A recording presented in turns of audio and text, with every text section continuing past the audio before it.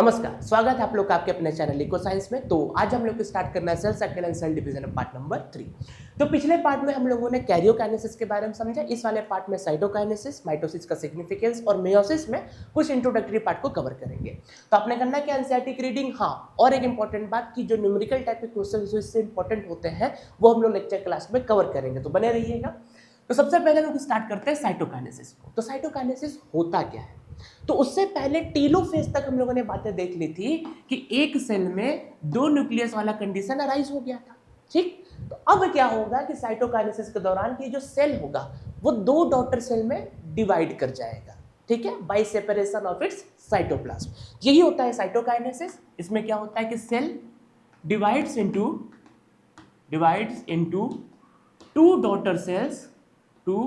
Daughter cells by separation, इसमें लिखने वाला पार्ट ज्यादा है इसमें, ऑफ इट्स साइटोप्लाज्म पूरे लेक्चर में। ठीक है, तो अपने साइटोप्लाज्म को सेपरेट करके सेल क्या होगा, दो डॉटर सेल में डिवाइड कर जाएगा। लेकिन कहानी क्या है?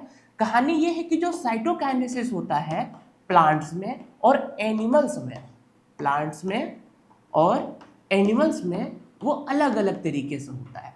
पार्ट 1 में जो फ्लो चार्ट बताया उसमें बताया था आपको, जो प्लांट्स में होता है वो सेल प्लेट के फॉर्मेशन के थ्रू होता है।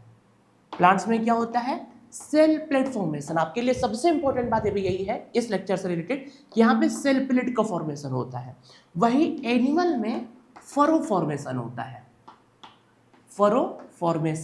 है। तो दो चीजें यहाँ पे इंपॉर्टेंट है कि होता कैसे है और अलग अलग तरीके से क्यों होता है साइटोकाइनेसिस, उसको हम लोग समझेंगे। तो स्टार्ट हम लोग करते हैं साइटोकाइनेसिस इन एनिमल्स से। तो स्टार्ट करते हैं हम लोग साइटोकाइनेसिस इन एनिमल्स में। तो एनिमल्स में सर मैंने आपको बताया कि यहाँ पे होता है furrow formation in plasma membrane. Plasma membrane में फरो का फॉर्मेशन होता है। अभी होता क्या है इस कंडीशन में कि जैसे एक कॉन्ट्रेक्टाइल रिंग का फॉर्मेशन हो जाएगा। जैसा कि बताऊं, अगर ये आपका सेल है तो यहाँ पे एक कॉन्ट्रेक्टाइल रिंग का फॉर्मेशन हो जाता है। ठीक है, अब क्या होगा, आपका प्लाज्मा मेम्ब्रेन धीरे धीरे कॉन्ट्रैक्ट करेगा। जैसे जैसे कॉन्ट्रैक्ट होगा ये फरो और डिपेंड होता जाएगा, और डीप होगा और गहरा होगा। समझ रहे बात को? इस तरीके से फिर फरो जो होगा वो डिपेंड करेगा, मतलब साइज में छोटा होता रहेगा, गहरा होता रहेगा। बाद में क्या हो जाएगा, बाद में इनिशियली आपका यही जो फरो बना ये टूट के फिर दो डॉटर सेल निकाल देगा। ठीक है, क्या बताया मैंने कि फरो फॉर्मेशन होता है प्लाज्मा मेम्ब्रेन से, फिर धीरे धीरे प्लाज्मा मेम्ब्रेन कॉन्ट्रैक्ट करना स्टार्ट हुआ, फरो डिपेंस हुआ, पेरिफेरल से सेंटर की तरफ, मतलब बाहर से सेंटर की तरफ ऐसा होना स्टार्ट कर देगा। और जैसे जैसे फरो डिपेंस हो जाएगा वैसे सेल जो होगा टूट जाएगा इनिशियली दो डॉटर सेल में। तो इंपॉर्टेंट क्या है कि furrow formation in plasma membrane. फिर अगला इंपॉर्टेंट क्या होता है कि furrow get deepens from periphery to center,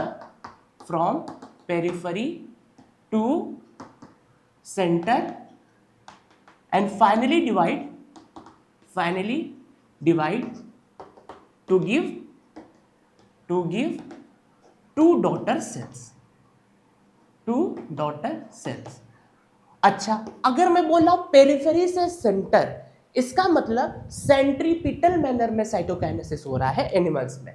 तो किस मैनर में हो रहा है? Centripetal manner. ठीक है, क्यों? देखो पेरिफेरी से सेंटर की तरफ हो रहा है। तो क्या इनको समझ में आना चाहिए? देखो चीजें तो थ्योरी और रट्टा वाली बातें होगी। समझना है कि आपको कि प्लाज्मा मेम्ब्रेन में फरो फॉर्मेशन होगा, फरो धीरे धीरे डीप करेगा, डिपेंस करेगा। इसका मतलब क्या होगा कि प्लाज्मा मेम्ब्रेन फिर कॉन्स्ट्रिक्ट होगा। जैसा जैसा वो कॉन्स्ट्रिक्ट होता जाएगा ये छोटा होता जाएगा, डीप होता जाएगा और गहरा होता जाएगा। बाद में क्या होगा कि फाइनली सेल जो होगा वो दो डॉटर सेल्स में डिवाइड कर जाएगा। ठीक है, अच्छा, अब अगर हम लोग प्लांट्स में समझें तो वहां पे सेल प्लेट का फॉर्मेशन होता है। तो एक इंपॉर्टेंट चीज आपके लिए हो गई कि प्लांट्स में फरो क्यों नहीं बनता है। अगर कोई पूछे कि प्लांट्स में सेल प्लेट क्यों बनता है, फरो फॉर्मेशन क्यों नहीं होता है, तो बेसिकली अगर हम लोग प्लांट्स में समझें तो वहां पे एक चीज का प्रेजेंस होता है जिसे हम लोग कहते हैं सेल वॉल का प्रेजेंस होता है। और ये सेल वॉल रिजिड स्ट्रक्चर है, नॉन लिविंग रिजिड स्ट्रक्चर। ये एक्सटेंसिबल हो ही नहीं सकता, ये कॉन्ट्रैक्ट हो ही नहीं सकता। ठीक है, कि due to presence of cell wall, due to presence of cell wall, furrow formation is not possible. Furrow formation is not possible. ठीक है, तो एक सवाल का तो हमारा यहाँ अंत हो गया कि फरो फॉर्मेशन प्लांट में क्यों नहीं हो सकता, क्योंकि वहां पे सेल वॉल का प्रेजेंस होता है, सेल वॉल थोड़ी कॉन्टेक्ट कर सकता है। ठीक, अच्छा, तब यह होता क्या है प्लांट में? तो प्लांट में साइटोकाइनेसिस होता है with the help of cell plate. अब ये सेल प्लेट के बारे में समझते हैं क्या होता है। बेसिकली सेल प्लेट होता है वो सेंटर में बनता है, सेंटर से पेरिफेरी की तरफ बनता है। ठीक है, तो सेल प्लेट फॉर्मेशन होता है वो सेंटर टू पेरिफेरी की तरफ बनता है। और दूसरी इंपॉर्टेंट बात इसमें क्या होती है कि सेल प्लेट का फॉर्मेशन गोल्गी वेसाइकल्स के मेम्ब्रेन करते हैं। कौन करता है cell plate formation? Membrane of Golgi vesicles. दूसरी बात, ये जो गोल्गी वेसाइकल्स है वो कैल्शियम और मैग्नीशियम पेक्टेट भी सिक्रीट करते हैं। इसलिए एनसीईआरटी, और वो जो कैल्शियम और मैग्नीशियम पेक्टेट होता है वो बाद में मिडिल लैमेला को भी सिक्रीट करेगा, क्योंकि कैल्शियम और मैग्नीशियम पेक्टेट ही ना बनता है मिडिल लैमेला में।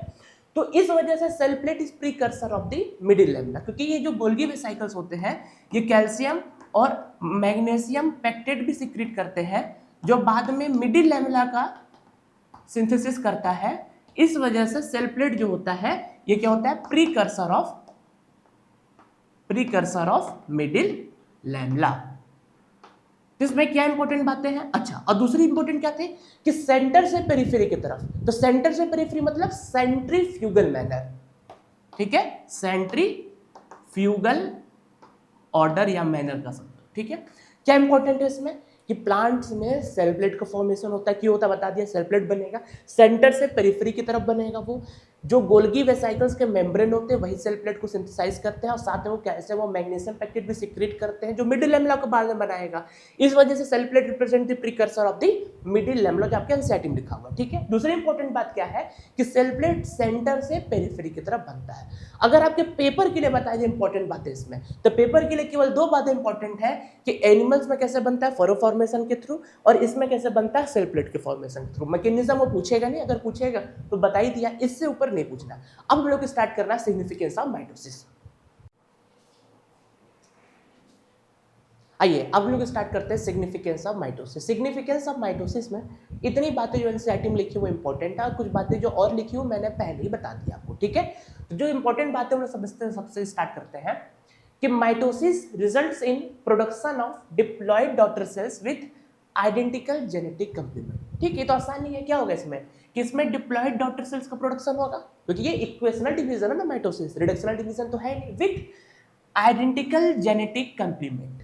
ठीक है, दो इंपॉर्टेंट बातें क्या इसमें, एक तो डिप्लॉयड डॉटर सेल का प्रोडक्शन और दूसरा विथ आइडेंटिकल जेनेटिक कॉम्प्लीमेंट। ठीक है, दूसरी इंपॉर्टेंट बात क्या है कि growth of multi cellular organism is due to mitosis. अगर मल्टी सेलुलर ऑर्गेनिज्म का जो ग्रोथ हो रहा है क्यों हो रहा है? With the help of mitosis ही है। ठीक, क्योंकि ये भी वही बात है, इक्वेशनल डिवीजन है, रिडक्शनल तो है नहीं है। तो जब क्रोमोसोम नंबर हाफ ये करेगा नहीं तो मल्टी सेलुलर ऑर्गेनिज्म तो प्रोड्यूस नहीं होंगे। ठीक, अगला बात ये जो इसमें इंपॉर्टेंट वो है सेल रिपेयर। इंपॉर्टेंट बात क्या है इसमें अंदर? Cell repair. Cells of upper layer of epidermis, cells of lining of gut, blood cells are being constantly replaced.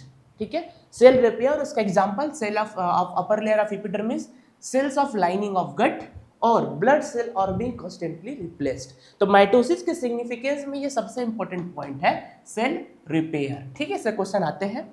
अगला, mitosis in meristematic tissue, apical और lateral cambium results in continuous growth of plant through out the life. ठीक है, वहां पे mitosis होता है। तो mitosis अगर प्लांट्स में देखें कहाँ कहाँ होता है तो कहाँ बताओगे? मेरिस्टेमेटिक टिश्यू, एपिकल और lateral cambium results in continuous growth of plant through out life. ठीक है, ये रहा सिग्निफिकेंस ऑफ माइटोसिस से कुछ इंपॉर्टेंट बातें। अब हम लोग मियोसिस के इंट्रोडक्शन के बारे में समझते हैं। अब हम लोग स्टार्ट करते हैं मियोसिस को। तो मियोसिस को हम लोग बोलते हैं रिडक्शनल डिवीजन। जैसे माइटोसिस था उसे हम लोग इक्वेशनल डिवीजन करते थे, मियोसिस को हम लोग रिडक्शनल डिवीजन बोला। इसका मतलब 50% बातें आपको समझ में आ गई कि क्रोमोसोम नंबर रिड्यूसेस हो जाएगा हाफ से। और क्या हो जाएगा? अगर क्रोमोसोम नंबर हाफ हो गया इसका मतलब हैप्लॉइड डॉटर से ही तो प्रोड्यूस होगा। क्रोमोसोम नंबर अगर हाफ हो गया, अगर 2n था वो n हो गया क्रोमोसोम, तो हैप्लॉइड ही तो है, हैप्लॉइड डॉटर सेल का प्रोडक्शन होता है। तो what is meiosis? The specialized kind of cell division, specialized kind of cell division जिसमें क्या होता है? That reduces chromosome number by half results in production of haploid daughter cell. सीधी सी बात है ना, अगर क्रोमोसोम नंबर मान लो 2n था, ठीक, अगर वो हो गया n, यही हुआ ना, फिर हाफ हुआ, उसका मतलब क्या हुआ? अगर n है तो क्या प्रोड्यूस होगा? हैप्लॉइड डॉटर सेल का ही प्रोडक्शन होगा। समझे बात को? तो आसान भाषा में इतना समझना कि रिडक्शनल डिवीजन है तो इसमें क्रोमोसोम नंबर हाफ से कम हो जाता है। अगर हाफ हो गया इसका मतलब क्या हो गया, वो हैप्लॉइड डॉटर सेल का प्रोडक्शन करेगा। ठीक, अगली इंपॉर्टेंट बात क्या है इसमें कि meiosis involves two sequential cycle of nuclear and cell division but single cycle of DNA replication. Meiosis में दो सीक्वेंशियल साइकिल होते हैं न्यूक्लियर और सेल डिवीजन, मतलब कैरियर और साइटोकाइनेसिस के, जिसे हम लोग मियोसिस 1 और मियोसिस 2 बोलते हैं, but only a single cycle of DNA replication. अभी हम लोग आगे समझेंगे भी जब हम डिटेल में पढ़ेंगे। ठीक है, तो इसमें क्या होता है, दो सीक्वेंशियल साइकिल होते हैं डीएनए न्यूक्लियर और सेल डिवीजन के, मियोसिस 1 और मियोसिस 2, लेकिन जो डीएनए रेप्लिकेशन होता है उसका सिंगल साइकिल होता है।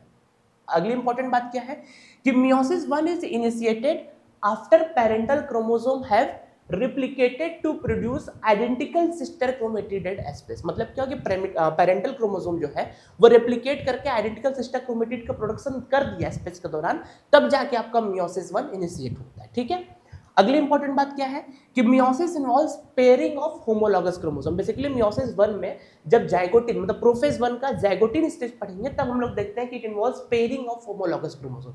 होमोलॉगस क्रोमोसोम क्या होता है, कौन से क्रोमोसोम जो होमोलॉगस क्रोमोसोम, बेसिकली एक पैटर्नल और मैटरनल क्रोमोसोम जो होते हैं वही होमोलॉगस क्रोमोसोम का फॉर्मेशन करते हैं। पैटर्न मतलब फादर साइड से, मैटरनल मतलब मदर साइड से।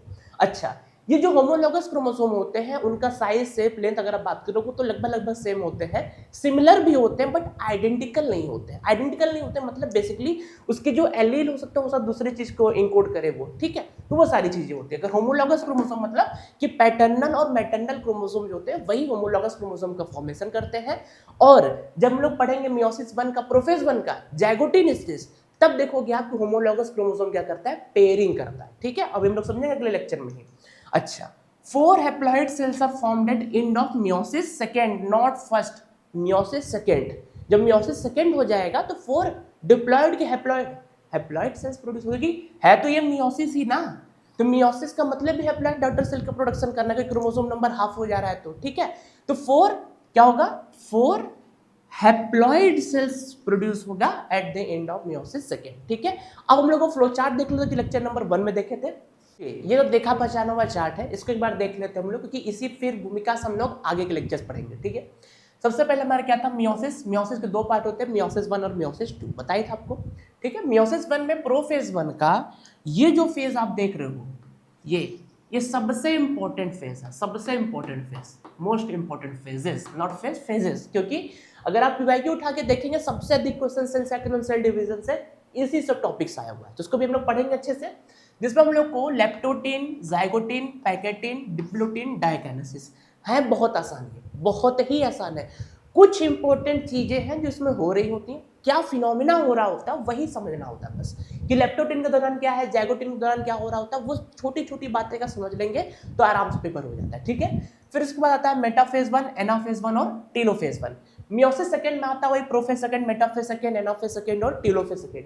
मैं आपको ये बता दूं कि जो मियोसिस सेकंड होता है ना, टिपिकल माइटोसिस को रिसेंबल करता है। ठीक है, कैसे वो आगे समझेंगे।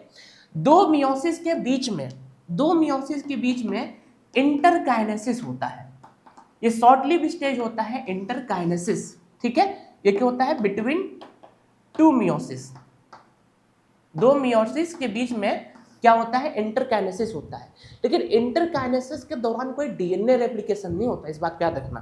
इंटरकाइनेसिस के दौरान कोई भी डीएनए रेप्लिकेशन नहीं होता है। ठीक है, तो दो मियोटिक डिवीजन के बीच में क्या होता है, इंटरकाइनेसिस, लेकिन इंटरकाइनेसिस के दौरान कोई भी डीएनए रेप्लिकेशन नहीं हो रहा होता। ठीक है, अब हम लोग सबसे इंपॉर्टेंट पार्ट स्टार्ट करेंगे, वो क्या होगा, क्वेश्चंस, जो न्यूमेरिकल टाइप के क्वेश्चंस आते हैं वो। समरी क्योंकि नहीं पढ़ाएंगे क्योंकि इसमें बहुत इंपॉर्टेंट है ही नहीं कुछ आज के लेक्चर में, तो जो क्वेश्चंस होंगे वो आपके लिए इंपॉर्टेंट है। आइए अब हम लोग क्वेश्चन को स्टार्ट करते हैं, ध्यान से सुनना क्वेश्चन को। पहला क्वेश्चन आपका मॉड्यूल का क्वेश्चन है। क्वेश्चन क्या बोल रहा है कि how many chromosomes shall be present in a diploid cell at mitotic anaphase if ovum of same species have 10 chromosomes। Question समझे, पहले आप खुद अटेम्प्ट करें, इसको कर लिए, चलो स्टार्ट करें कि कितने क्रोमोसोम्स डिप्लॉयड सेल में, सबसे पहली बात डिप्लॉयड सेल में प्रेजेंट होंगे अगर माइटोटिक एनाफेज में, माइटोटिक एनाफेज की बात हो रही है, if ovum of same species have 10 chromosome. बड़ा आसान क्वेश्चन है, समझो। ओवम ऑफ सेम स्पीसीज, ये ओवम का मतलब क्या है, ये गैमीट की बात कर रहा है। गैमीट मतलब हमारा एन होता है, लेकिन हमें निकालना है डिप्लॉयड सेल में, तो क्रोमोसोम नंबर पहले ही डबल हो जाता है एन से 2n।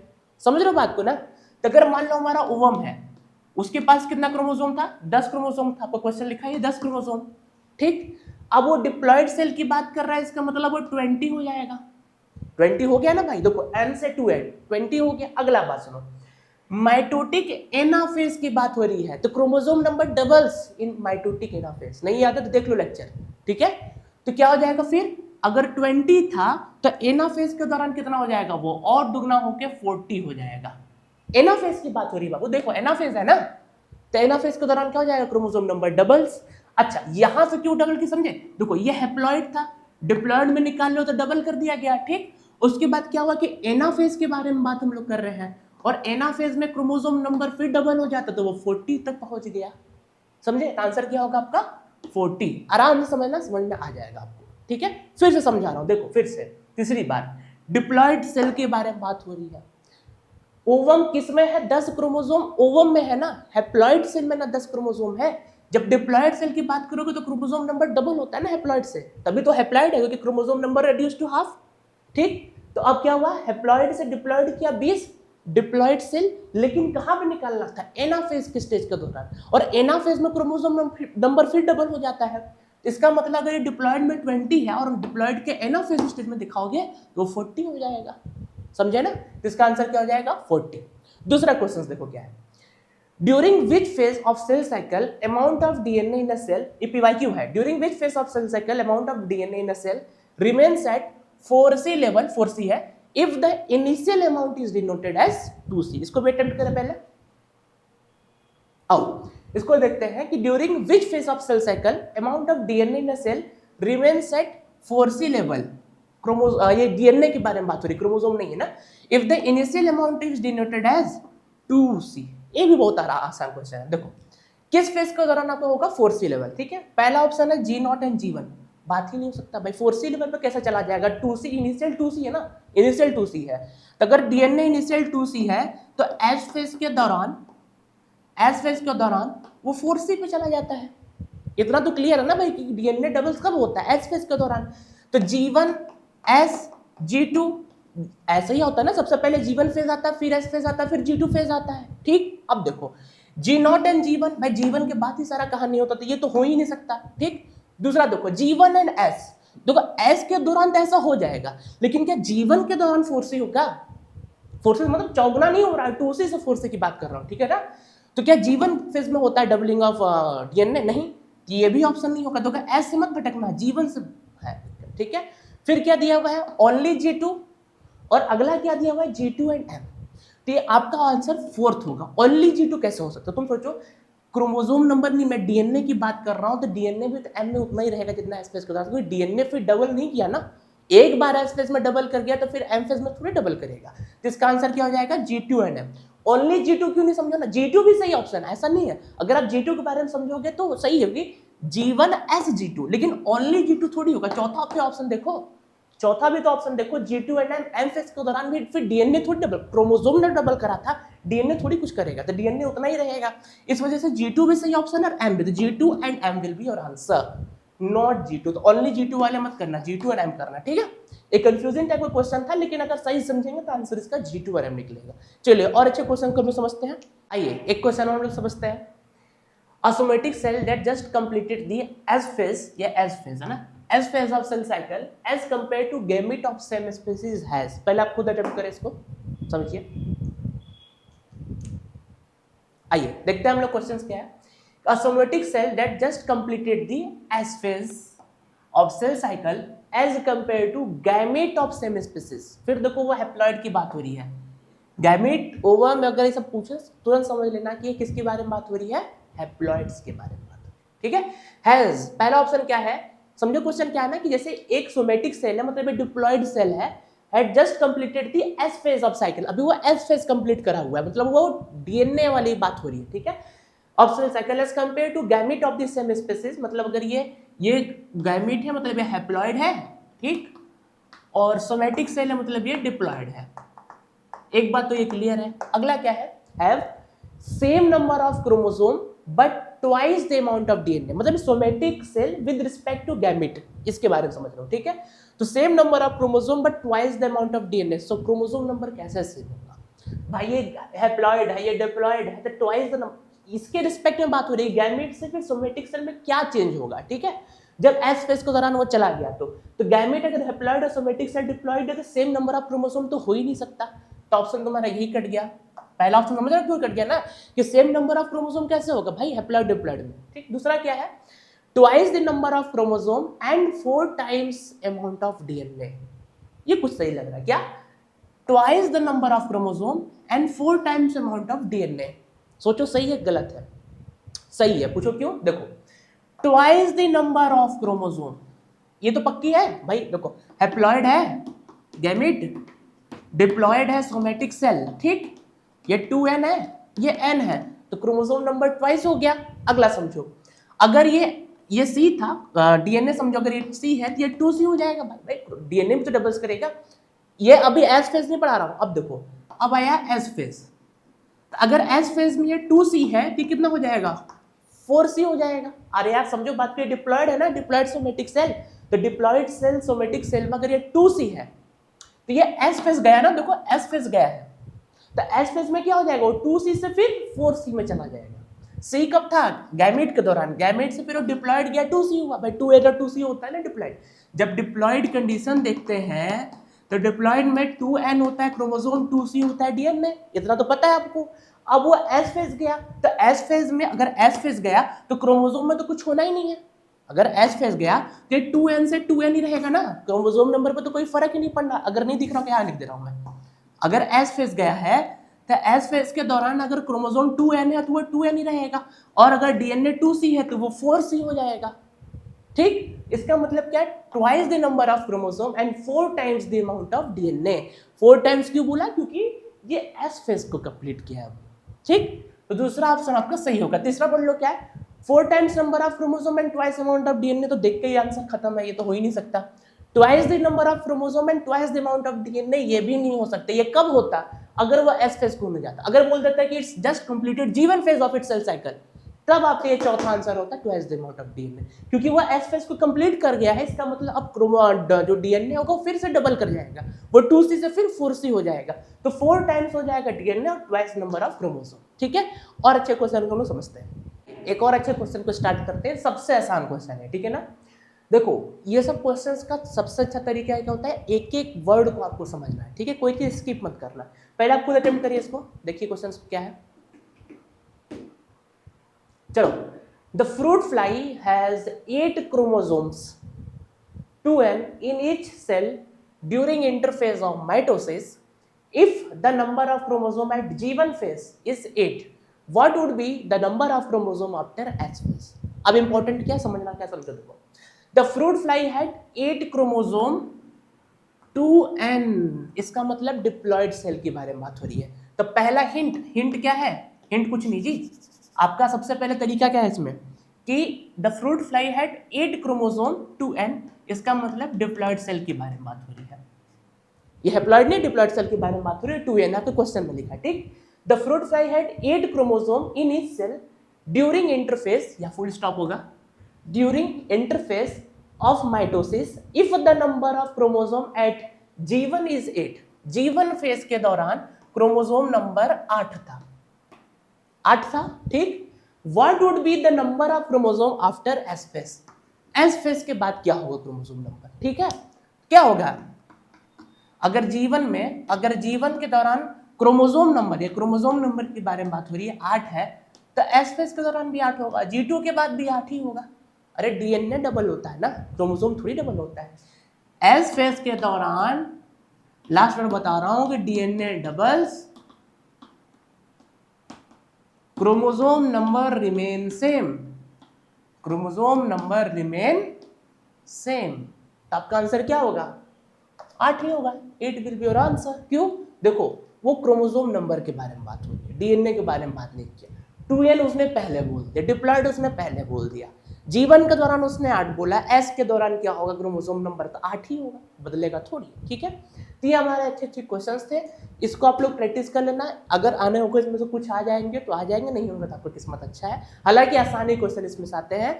अब हम लोग अगले लेक्चर में स्टार्ट करेंगे मियोसिस 1, मिस मत करना, बहुत इंपॉर्टेंट है। Thank you.